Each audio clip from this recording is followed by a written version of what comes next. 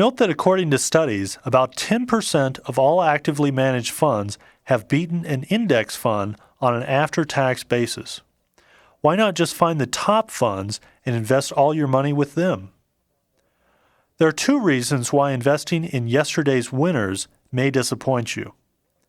First, it may be plain dumb luck that allows a fund to perform well. What if I told you about a stock fund that started in 1967, invested in 28 companies, and outperformed market averages and the vast majority of all mutual funds for the next 17 years? You'd think that the manager of the fund is a great stock picker, and you'd be more than willing to pay to get into that fund, right? But what if I told you that the stocks in that portfolio were selected by editors at Forbes magazine who threw darts at a newspaper listing of stock prices? Your desire to pay a premium for the fund's investment genius probably would drop considerably. The second reason why a fund might outperform market averages is because it takes on more risk. I discuss this more in my tape on stock investing, but you always can beat market averages by taking on more than average risk. And you shouldn't pay a manager more just because she takes on more risk. If you want, you can amplify your risk and return simply by using borrowed money. So don't be too impressed by a fund that beats market averages. It may just be dumb luck or accepting more risk than the average.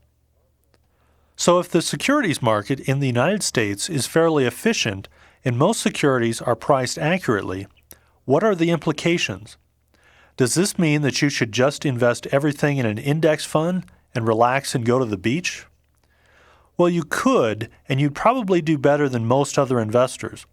It's very difficult to beat market averages by even a few percent, but it's very easy to do worse by speculating and having everything blow up on you. Still, even if you believe in the efficient market, you shouldn't just throw darts at mutual fund listings to select your investments because this might lead to a non-diversified portfolio. You should know how to diversify your money into a variety of different assets for maximum return with minimum risk. So don't knock yourself out reading expensive newsletters and looking for the next great investment. If you feel like you really need to do more, either research for general information about investments, or better yet, learn about our tax system. Taxes can take a third or more of your investment earnings, so it will be very difficult to get ahead until you understand how to minimize your taxes through retirement accounts or other strategies. For more information on taxes, try my tape on income tax planning. So if the market is so efficient, why does almost everyone try to beat it? Pride is, of course, a big reason. Everyone thinks they're a little smarter than their peers, so of course they should be able to outperform the market by a little. Never mind that everyone thinks this, and by definition, not everyone can beat the average. But there's also a very rational reason for trying to beat the averages. If you understand the power of compound growth, which I discuss in my tape on retirement planning, you know that slight increases in your average return will give you a lot more money over the long run.